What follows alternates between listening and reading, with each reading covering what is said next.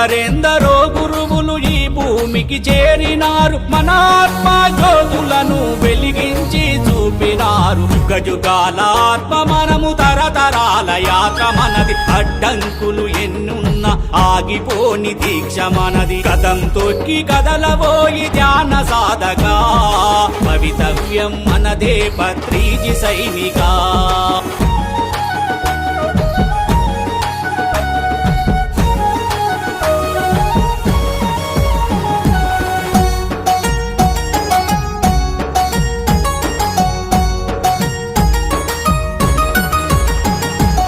పరమశివుడు బాబాకి సదానందులెందరో, ఉన్నత లోకావాసులు పత్రిజీ వెంట ఉండి, జ్ఞాన శాకాహార జగతే లక్ష్యం అని చాటినారు.